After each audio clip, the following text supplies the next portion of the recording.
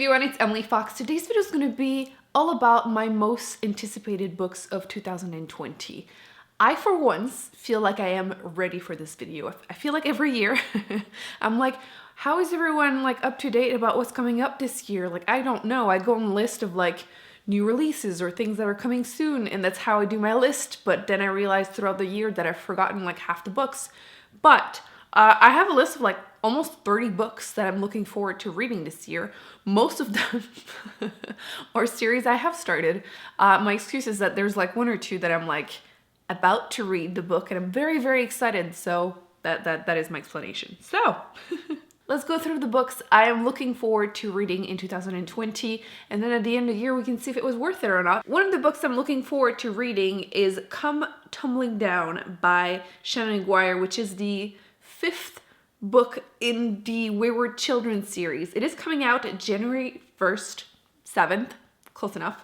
And I had announced a year-ish ago, 2 years ago, I wasn't going to continue after the 3rd book because I had been disappointed.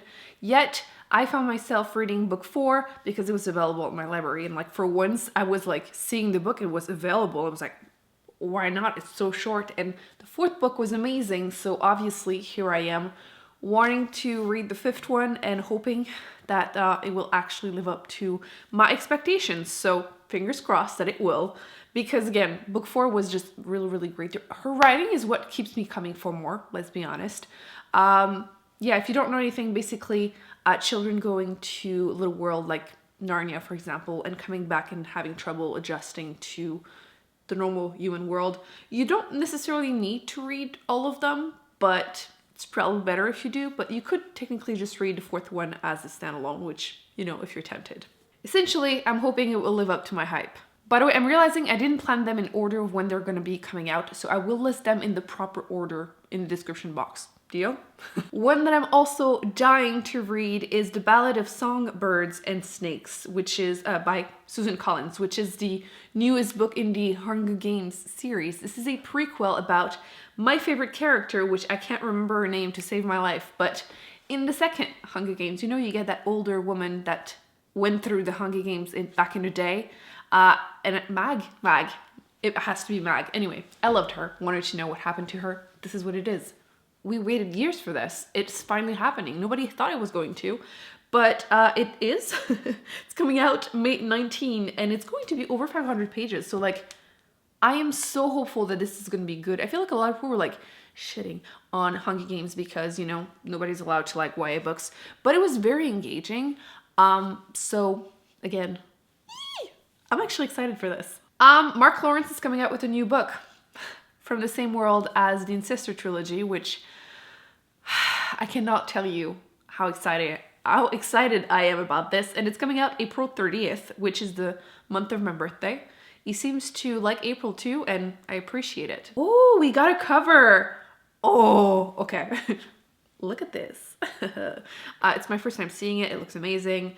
It is the first book of The Ice, which I'm assuming we're going to follow the characters that live on the ice.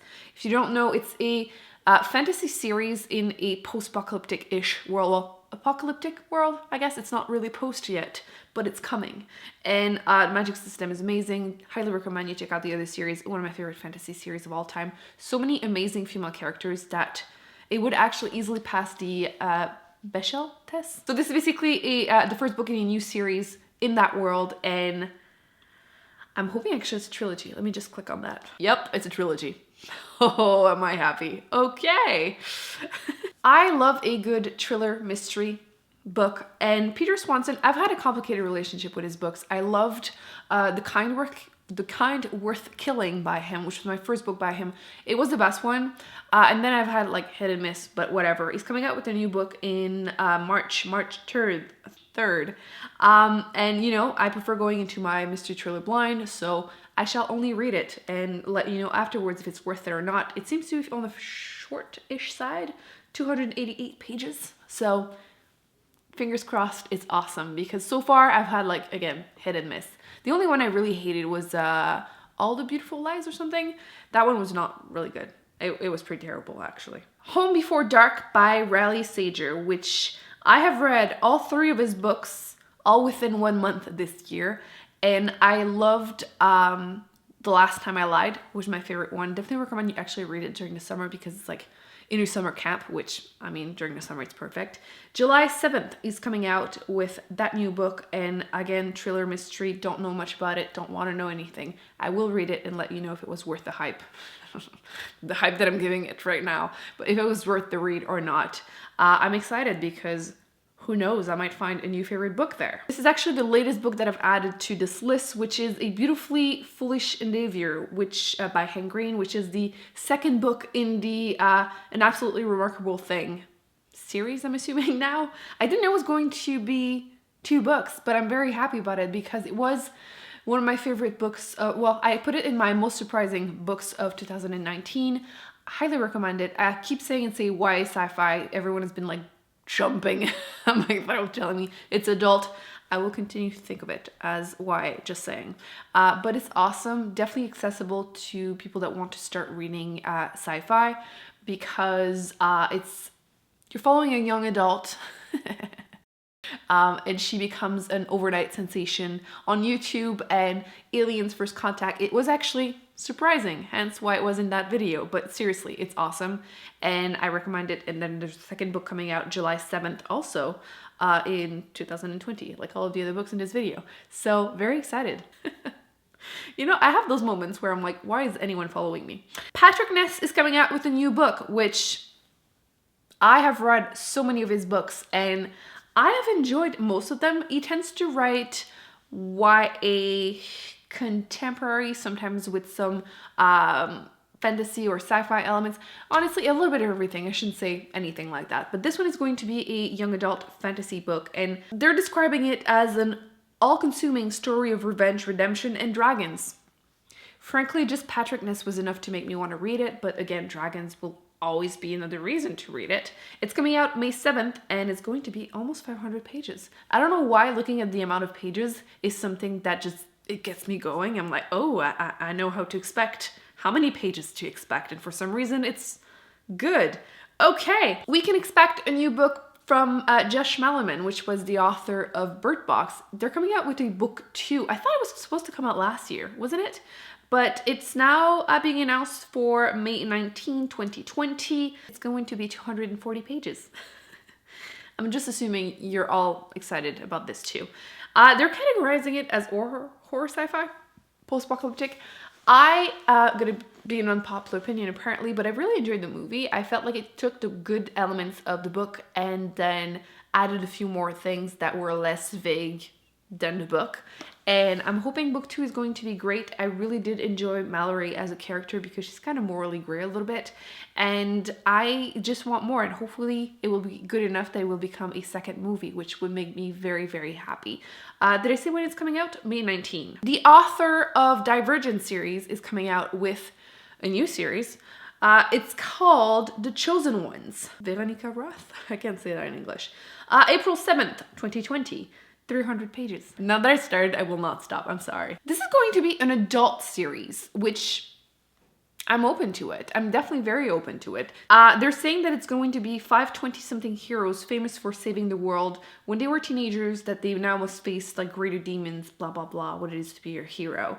It doesn't seem to be linked to the other series that she's written. And frankly, I don't know much more about it, but I'm just very, very excited. It is coming out, did I say it? April 7th? I think so. So Emily St. John Mandel is coming out with a new book. She is known for having written the Station 11, which is the most chill post-apocalyptic book of all time. But seriously, it's a great one if you are more someone that enjoys reading like contemporary slice of life type of book, maybe literary fiction.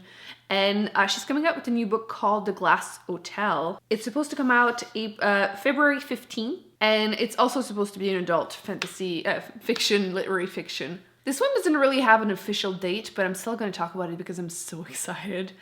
Stewart Turton, the author of The 7.5 Deaths of Evelyn Hardcastle, is coming out with a new book, hopefully, in 2020. There's no like specific date, but we do have a title called The Devil in the Dark Water, and frankly, that's enough for me to add it to this list and look forward to reading it. You can't really blame me. Like, the other book was one of my favorite books of last year, so I will read anything by him at this point. Puppy War 3 is coming out November 19, if everything goes well. I feel like I'm saying that because a few books last year that I was really hoping to read that year were pushed back further. But fingers crossed, it's supposed to be called The Burning God, and there's no official picture yet, but I will read it.